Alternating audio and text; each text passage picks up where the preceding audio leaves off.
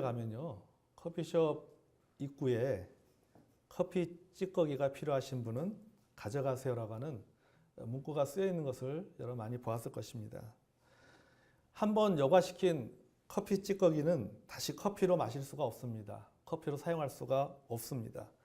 하지만 이 커피 찌꺼기를 바짝 이렇게 말리면 식물의 거름으로도 쓸 수도 있고, 그 다음에 탈취 기능이 있어서 방향제로도 사용할 수가 있습니다. 한약방에 가면 한약방에도 한약 찌꺼기가 있습니다. 그 찌꺼기 가져가라고 이야기하죠. 그 찌꺼기 가져가서 뭐 합니까? 나무 거름으로 사용을 합니다. 두부 전문점에 가면요, 두부를 만들고 남은 콩비지, 그래서 어떤 식당 가면요, 두부찌개 먹으면 갈 때 이렇게 봉다리로 하나씩 주잖아요. 콩비지, 두부 찌꺼기잖아요. 근데 이 두부 찌꺼기를 집에 가져가서 돼지고기를 송송송송 큼직하게 썬 다음에 거기에다 묵은지를 딱 넣어서, 또 고춧가루도 넣어서, 된장도 넣어서, 그래서 보글보글 끓여 먹으면은 얼마나 맛있는지 모르겠습니다. 그죠? 여러분 상상이 됩니까? 오늘 저녁에는 콩비지를 먹어야 될 것 같습니다. 콩비지가 너무 맛있습니다. 그러니까 여러분, 이 찌꺼기라고 하는 것이요, 더 이상 값어치가 없는 것을 말합니다. 그래서 대개는 이 찌꺼기를 버려버립니다. 뭐 음식물 쓰레기통에 버리든지 다 버려버리죠. 이 천대받거나 무시당하거나 더러운 것으로 취급당합니다. 찌꺼기에 눈을 돌리는 사람은 아무도 없습니다. 찌꺼기는 음식통으로 버려집니다. 하지만 누군가는 쓸모없다고 생각되는 찌꺼기를 모아가서 그것을 다시 쓸모 있는 것으로 만들어냅니다. 그러니까 찌꺼기라 할지라도 누구의 손에 들려있는가에 따라서 찌꺼기가 가치 있는 것으로 재탄생될 수 있다고 하는 겁니다. 세상은 이것을 재활용이라고 이야기합니다. 성경은 이것을 뭐라고 말할까요? 거듭남이다 라고 이야기합니다. 거듭나는 겁니다. 찌꺼기를 가치 있는 것으로 바꾸는 것이 재활용이지만은 그 찌꺼기 같은 인생이 하나님의 손에 들려서 재탄생되면은 성경은 그것을 가리켜서 거듭났다라고 이야기를 하고 있다는 것입니다. 여러분, 하나님은요, 찌꺼기 인생을 버리지 않습니다.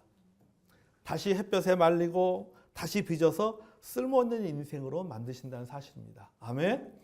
여러분, 하나님은요, 이 찌꺼기 인생, 쓰레기 인생들을 다시 불러서 사용하세요. 식물 거름으로도 사용하고 여러분이 먹고 싶어하는 콩비지로도 사용을 하십니다.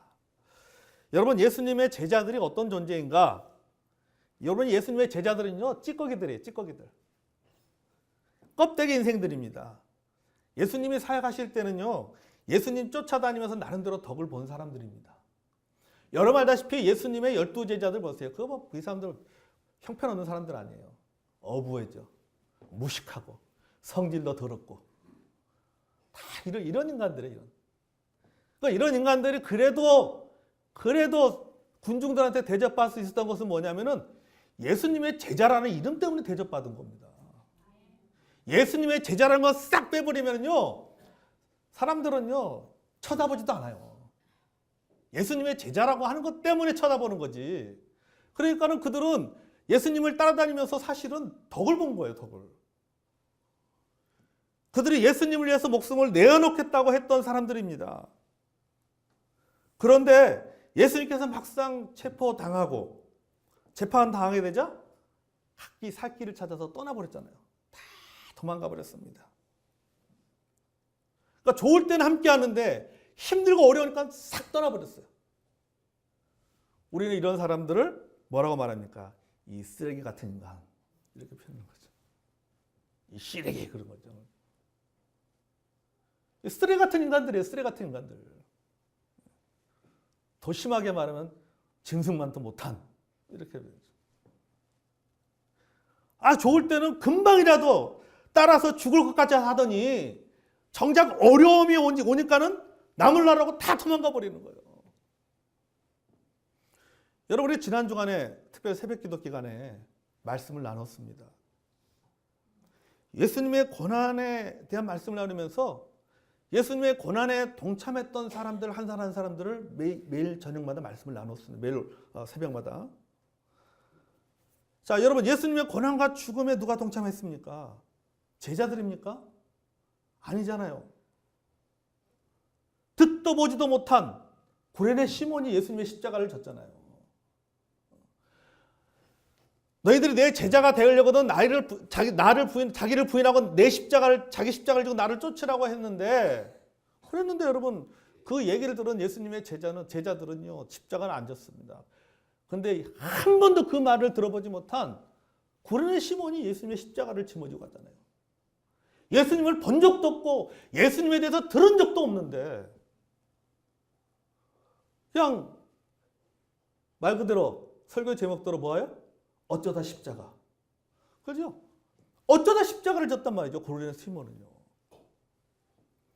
여러분 아리마대 요셉도 마찬가지잖아요. 아리마대 요셉이 예수님의 제자입니까? 아니잖아요. 니고데모도 마찬가지입니다. 여자들도 마찬가지예요. 그들이 예수님의 고난과 죽음에 함께했습니다. 예수님의 고난과 죽음에 함께하겠다고 그렇게 큰 소리 떵떵 쳤던 제자들은 다 도망가 버리고, 제가 예수님의 고난과 죽음에 동참하겠습니다는 말한 적도 없는 다른 사람들이 예수님의 고난과 죽음에 동참을 했어요. 죽으신 예수님께서 부활하셨잖아요. 부활하셨습니다. 그런데 제자들은 예수님의 부활을 믿지 않았습니다. 엠마오로 가는 그 길에 동행할 때도 예수님의 부활을 믿지 않았습니다. 그럼에도 불구하고 예수님은 그들을 책망하지 않았습니다. 야 인간들아, 너희들이 어떻게 그럴 수 있느냐? 너희들이 어떻게 나를 모를 수가 있느냐 말이지. 이렇게 따지지 않았어요. 이 찌꺼기 같은 그들을 모아놓고 같이 식사하셨습니다. 그리고 베드로에게 질문하십니다. 요한의 아들 시몬아, 너가 이 사람보다 나를 더 사랑하느냐? 한 번만 물어보신 것이 아니라 몇 번 물어봤어요? 3번 물어보셨잖아요. 그때마다 베드로는 주님 그러하나이다. 주님이 아시지 않습니까? 그렇게 대답했어요. 그러니까 주님이 뭐라고 말씀하십니까? 쉽게 말하면 이거예요. 그래 됐다. 이거예요. 그래 됐다. 네가 날 사랑하느냐? 예. 내가 주님을 사랑하는 걸 주님께서 아시지 않습니까? 그러니까 예수님의 답변은 그거죠.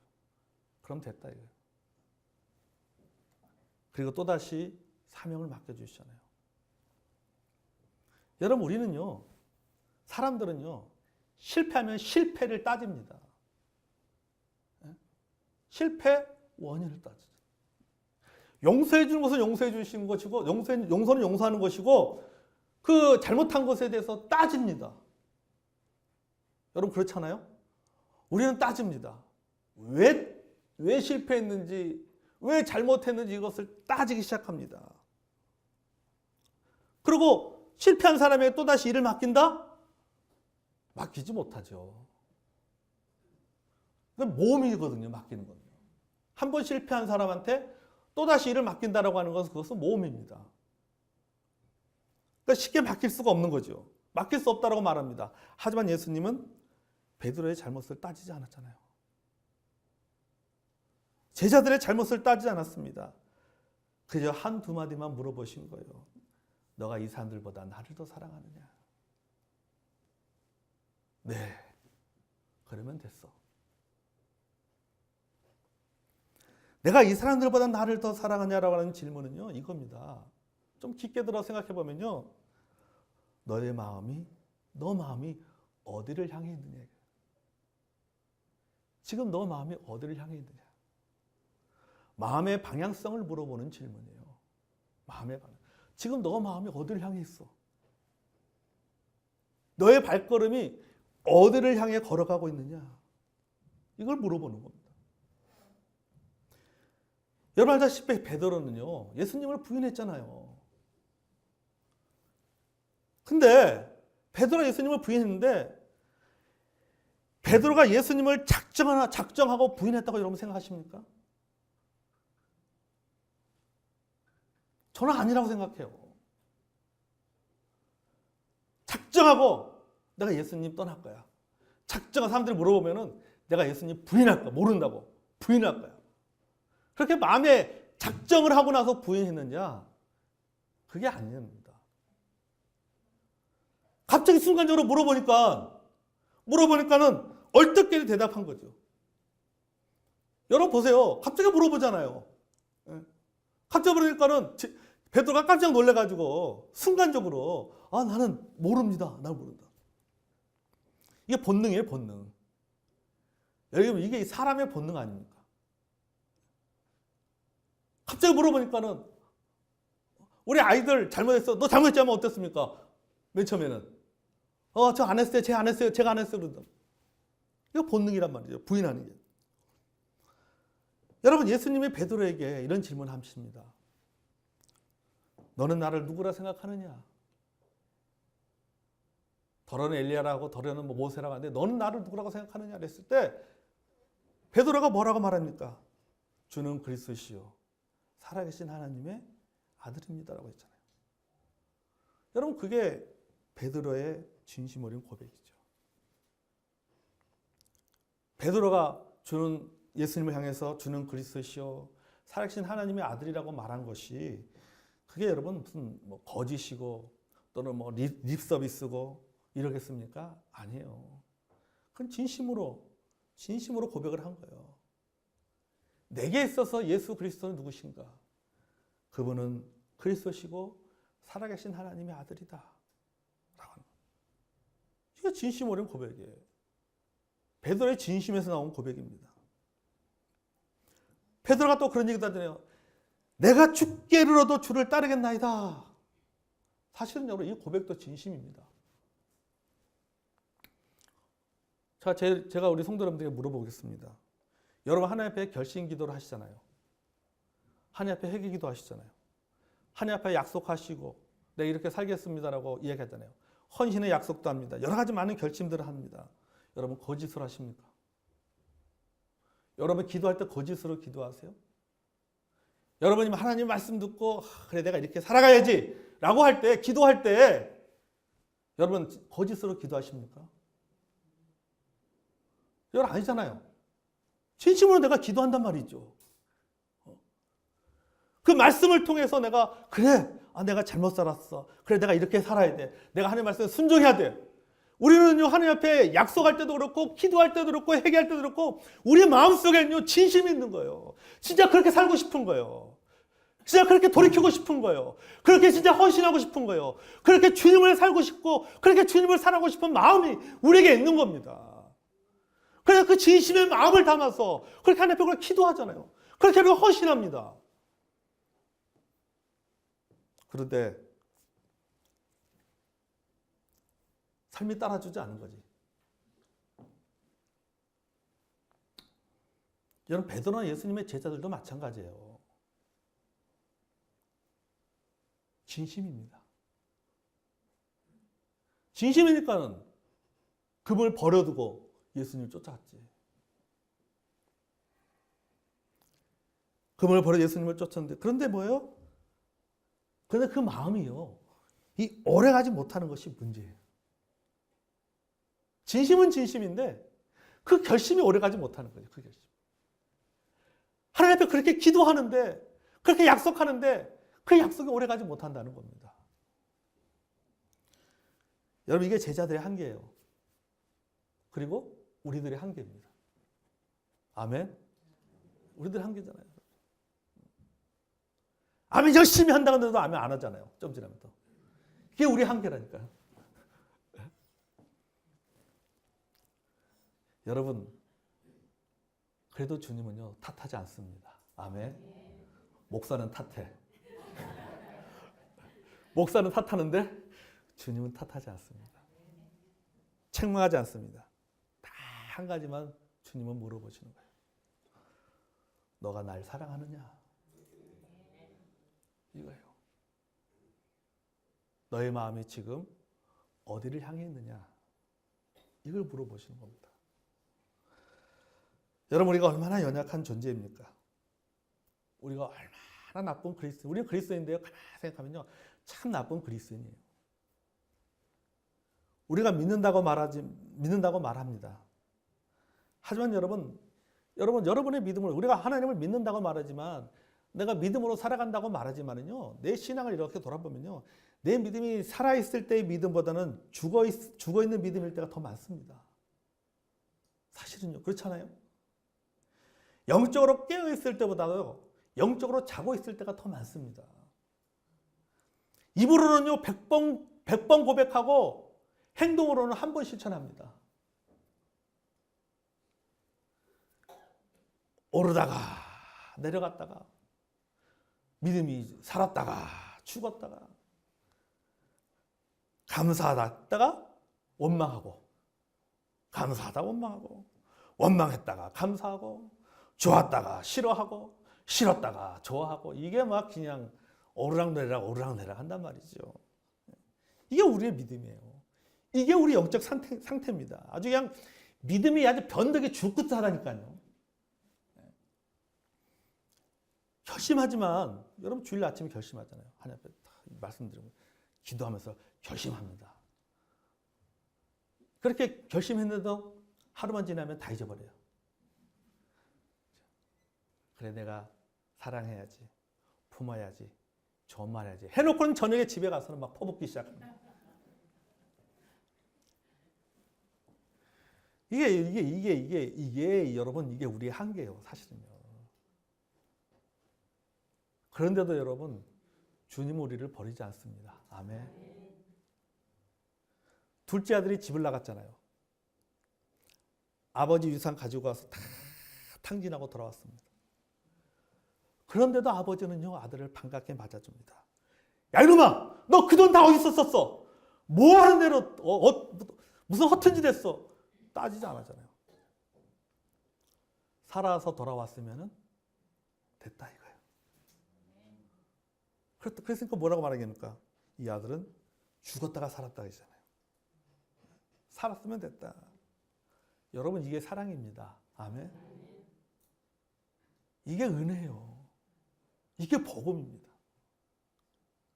우리는 따지지만 하나님은 따지지 않아요. 여러분, 미녀와 야수 아시잖아요. 미녀와 야수. 우리를 향한 하나님의 사랑과 기대는요, 마치 미녀가 야수를 사랑한 것과 똑같은 거예요. 하나님 우리를 그렇게 사랑합니다. 여러분, 고린도전서 13장 7절에 보면 모든 것을 참으며 모든 것을 믿으며 모든 것을 바라며 모든 것을 견디느니라. 아멘. 이게 사랑이잖아요. 그러니까 주님은 우리를 어떻게 해요? 사랑은 참고 믿고 바라고 견디는 것입니다. 예수님이 우리를 향해서 모든 것을 참고 모든 것을 믿고 모든 것을 바라고요, 모든 것을 견디는 겁니다. 제자들을 향한 예수님의 사랑도 이와 같은 것입니다. 아멘. 또한 이건 믿음의 모험이에요. 여러분, 그렇잖아요. 배신한 사람을 또 믿어준다는 것은요, 그 모험하는 겁니다. 다시 모험하는 거죠. 그러니까 부활하신 예수님이 다시 모험을 하는 겁니다. 다시금 제자들을 찾아가서 제자들에게 뭘 얘기해요? 사명을 주시는 거예요, 사명을. 한 번 배신했던 사람들인데 그 배신했던 사람들을 모아놓고는 다시 그들에게 또 사명을 주시는 거예요. 이걸 완전 모험하는 거죠. 우리를 향한 주님의 말씀이나 태도도 마찬가지입니다. 주님은요, 우리의 상태를 보는 것이 아니라 우리의 마음의 방향을 보십니다. 아멘. 너의 마음이 어디를 향하고 있느냐. 우리의 믿음은요, 우리가 흔히 믿음을 두 가지로 표현하잖아요. 크게 말하면 믿음은요, 살아있는 믿음과 산 믿음, 죽은 믿음. 살아있는 믿음과 죽은 믿음으로 표현해 볼 수 있어요. 여러분, 살아있다는 것과 죽었다고 하는 것은 상태를 얘기합니다. 지금의 상태를 얘기하는 거예요. 그러나 믿음은 뭘 말합니까? 믿음은 관계를 이야기하는 겁니다. 그 말은 뭡니까? 관계 자체가 살아있을 수도 있고 관계 그 상태가 죽을 수도 있습니다. 하지만 관계라고 하는 그 자체는 변함이 없는 거예요. 그러니까 우리는 뭘 보는 겁니까? 우리는 상태를 봐요. 살아있느냐? 죽어있느냐? 이것만 봅니다. 그러나 주님은 뭘 보시나? 주님이 보시는 것은 뭐냐면요. 죽어있는 믿음까지 보시는 거예요. 살아있는 믿음까지 보시는 거예요. 우리는 상태를 가지고 뭐라 하지만은 주님은 뭘 보시냐? 믿음을 보시는 겁니다. 아멘. 믿음을 보시는 거예요. 관계를 보시는 거예요. 우리는요, 우리는 우리가 상태를 가지고 얘기합니다. 그러나 주님 우리의 상태를 보는 것이 아니라 우리의 마음의 방향을 보시고, 너의 마음의 방향이 어디를 향해 있느냐라고 하는 거죠. 네가 지금 주저앉아 있다 할지라도 지금 너의 마음의 방향은 어디를 향해 있느냐. 제가 어느 책에 보니까 이런 글이 써져 있는 것을 본 적이 있습니다. 지금 손을 들고 찬양하지 않아도 괜찮아. 기도 드릴 때 눈물 흘리지 않아도 괜찮아. 오늘의 상태가 너의 전부가 아니야. 내게 전심으로 찬양하고 기도하는 날이 올 거야. 날 만나는 시간은 오늘이 전부가 아니야. 다만 내게 중요한 것은 너의 마음의 방향이 어디를 향해 있는지가 매우 중요하다. 마음의 방향이 내게로 향해 있다면 내가 너의 형편에 만나줄 거야. 우리 신앙의 상태라고 하는 것이요, 내 믿음의 상태가 하는 것이요, 내 인생의 처음과 끝이 아닙니다. 오늘은요, 오늘이에요. 오늘의 내 믿음의 상태가 내 신앙의 전부의 모습을 보여준 건 아니잖아요. 오늘은 다만 오늘일 뿐이에요. 어제 잘 살았다가도 오늘 믿음이 오늘 못 살 수도 있고, 오늘 못 살았지만은 내일 또 잘 살 수 있는 거예요. 어제는 죽은 믿음이 했다가 오늘은 사람 믿음이었고, 내일 또 죽은 믿음이 될 수도 있는 겁니다. 주님이 원하시는 것은 뭐냐면요, 너의 믿음이 살아있는 믿음이든 간에 너의 믿음이 죽어있는 믿음이든 간에 나를 향한 그 마음이 바뀌어서는 안 된다라고 하는 겁니다. 아멘. 그러니까 내 믿음의 시야는 늘 누구를 바라보고 있어야 돼요? 주님을 바라보고 있어야 되는 거예요. 주님이 원하시는 게 그거예요. 예수님께서 베드로에게 질문하시고 제자들에게 말씀하시는 것이 그거예요. 너가 날 사랑하느냐? 예, 사랑합니다. 그러면 됐어. 지금은 주저앉아 있지만, 지금은 실패했지만, 지금은 나를 부인하고 배신해서 다시 옛날 생활로 돌아갔지만은 너가 나를 사랑한다면은 됐어. 여러분, 이것이 주님의 마음이고 주님의 음성입니다. 이게 주님의 은혜고 주님의 사랑입니다. 여러분, 인생이라고 하는 것이 여러분 항상 좋은 날만 있는 것도 아닙니다. 여러분, 믿음이 항상 바닥만 치는 날만 있는 것도 아니에요. 믿음이 올라갈 때도 있고 바닥 칠 때도 있어요. 여러분, 우리는 그런 표현을 많이 쓰잖아요. 지금까지 지내온 거 주의 크신 은혜라. 지나고 보니까는 지금까지 내 삶을 하나님께서 이렇게 인도하셨습니다. 이거 모두가 다 하나님의 은혜입니다. 아멘?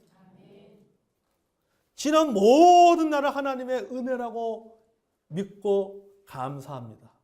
하나님의 은혜라고 믿는데, 근데 왜 내일은 두려워할까요? 내일 날은 왜 염려하세요? 지금까지 지내온 것 주의 크신 은혜라고 말하면서, 그럼 앞으로의 일도 뭡니까? 다 주의 크신 은혜예요. 지금까지 주님께 내 삶을 인도해 주셨잖아요. 믿잖아요. 그럼 앞으로 주님께 내 삶을 인도하십니다. 아멘? 근데 왜 두려워하세요? 이만큼은 주님의 은혜라고 말하면서 내일도 주님의 은혜로 우리는 살아가는 겁니다. 근데 우리는요, 두려워합니다. 내일 뭘 먹을까? 뭘 마실까? 먹고 사는 문제 가지고 염려하고 고민하잖아요. 하나님의 은혜라고 말하면서. 이게 우리 한계라는 거죠. 지나온 것에 대한 믿음은 있는데, 사실은요, 지나온 것에 대한 믿음은 있는데 앞으로에 대한 믿음은 없어. 앞으로에 대해서는 두려워요. 두려운 마음이 드는 거예요. 그렇지만 두렵지만 발을 떼는 겁니다. 이게 믿음이에요. 미래가 두렵지만 내일 나에게 무슨 일이 일어날지 알지 못하지만 그것에 대한 두려움이 있지만은 믿음의 발을 띄는 거예요. 내일을 향해서. 그게 믿음이에요. 그리고 그만큼 뛰고 돌아서면서 주님의 은혜다. 앞으로 보니까 또 두려워. 두렵지만 그래도 믿음의 발을 띄는 겁니다. 그리고 또 뛰는 거예요. 주님의 은혜구나. 여러분 이게 우리의 신앙생활입니다. 이게 우리의 신앙생활의 모습이 이래요. 주님은 이런 우리의 모습을 보면서도 뭐라고 말씀하고 있습니까? 야, 네가 옛날에는 그렇게 지나온 날 하나님의 은혜라고 말하면서 그래 앞으로는 염려하고 고민해? 뭔가 앞뒤가 좀 다르지 않느냐? 이렇게 말씀하시는 것이 아니라 뭡니까? 우리를 품어주십니다. 아멘. 여전히 우리를 믿어주세요. 여러분 참 우리 인생이 아까 말했지만 여러분 좋은 날만 있는 것이 아니라고 했습니다. 신앙 빨리 갈 때도 있고 늦게 갈 때도 있고 돌아갈 때도 있고 넘어질 때도 있습니다. 중요한 것은요 방향이에요. 우리가 흔히 많이 들었던 말 중입니까? 속도가 중요한 것이 아니라 뭐가 중요하단 말들어요. 방향이 중요하다. 신앙생활도요 방향이 중요한 거예요. 속도가 중요한 것이 아니라 방향이 중요해요. 어떤 사람은 믿음의 속도에 있어서 빠른 속도를 내서 앞으로 나갈 수 있는 사람, 나가는 사람도 있을 거고 어떤 사람은요 천천히 거북이처럼 천천히 가는 사람도 있어요. 그렇지만 중요한 것은 뭐예요? 방향이에요, 방향. 내 마음의 방향이 주님을 향해 있으면 되는 겁니다. 아멘? 그럼 되는 거예요. 중요한 것은 마음의 방향이에요. 주님을 향한 그 마음의 방향만 잡고 있으면요 넘어져도 다시 일어날 수가 있습니다. 아멘? 잠언 24장 16절에요. 대저 의인은 7번 넘어질지라도 다시 일어나거니와 악인은 재앙으로 인하여 엎드러지니라고 말씀하고 있습니다. 그러니까 의인도 넘어지게 되어 있다라는 것이죠. 의인도 넘어지게 되어 있다. 의인도 7번 넘어진다. 하지만 의인은 뭡니까? 다시 일어난다는 겁니다. 아멘. 다시 일어난다는 거예요. 여러분 예수님을 배반했던 제자들, 고난을 두려워서 도망했던 제자들을 보십시오. 그들이 어떻게 되었습니까? 죽을 것 같은 인생에서 부활의 주님을 만나고 부활하는 인생이 되었습니다. 죽을 것 같은 상황에서도 예수님을 향한 마음만큼은 돌아서지 않고 있었습니다. 그래서 그들은 다시 모일 수가 있었습니다. 그럼 우리의 마음의 방향이 주님에게 향해 있다면 넘어져도 넘어진 것이 아닙니다. 아멘. 죽은 믿음 같아도 죽어 있는 게 아니에요. 오늘 영적으로 다운 상태에 있지만 포기한 것이 아닙니다. 그건 뭐냐? 만들어지는 과정이에요. 만들어지는. 죽어 있는 믿음도 만들어지는 과정이에요. 내가 지금 믿음이 축 처져서 주저앉아 있다 할지라도 그게 포기하는 게 아니라, 포기가 아니라 만들어지는 과정입니다. 왜? 내가 지금 주저앉아 있지만 내 마음은 항상 어디를 향해 있는 거예요? 주님을 향해 있기. 주님을 이렇게 만들어내시는 거예요. 빚어지는 과정입니다. 하나님께 나아가는 준비의 과정인 것입니다. 오늘 여러분의 영적인 상태가 어떤 상태입니까? 오늘 여러분의 정서는 어떻습니까? 여러분의 처한 상은 어떻습니까? 여러분의 마음의 지금 내 감정의 상태가 어떻습니까? 여러분 우리 마음이 부활의 주님을 향해 있다면요 다시 일어날 수 있습니다. 아멘. 다시 일어날 수 있어요. 한 번 실패했다고 포기할 필요가 없어요. 한 번 내가 하나님 말씀에 불순종했다고 내가 잘못 살았다고 해서 여러분 포기할 필요 없어요. 항상 내 마음은 주님을 향해 있으면 됩니다. 아멘. 저는 늘 잊지 않냐는 제가 굉장히 존경하는 우리 고등부 선생님이 해줬던 말 지금도 늘 잊지 않습니다. 그분이 저에게 늘 그 당시에 그런 얘기 해줬어요. 제가 군대 갈 때 그런 얘기 해줬어요. 봉화야, 너가 믿음에서 좌절할 수도 있고 때로는 믿음에서 격기를 나갈 수도 있겠지만 그러나 주님을 향한 의지만큼은 꺾이지 말아라. 그러면 돌아온다 그랬어요. 곁길로 나가도 주님을 향한 의지만 있다면 반드시 돌아오게 된다. 그랬어요. 저는 늘 지금도 그 말을 기억해요. 네가 탕자처럼 산다 할지라도, 네가 둘째처럼 탕자처럼 산다 할지라도 네 마음에 여전히 아버지의 집을 향한 마음만 있으면 돌아온다. 돌아온다. 여러분, 주님을 향한 마음만 있으면요, 우리의 내 마음이 주님을 향해 있으면요, 다시 회복될 수 있습니다. 아멘. 다시 일어날 수 있어요. 다시 충만해져. 죽을 것 같은 상황 속에서도 부활의 주님에게 내 마음이 향해졌다면요, 우리의 신앙은 다시 부활하게 될 줄로 믿습니다. 자, 우리 기도하겠습니다.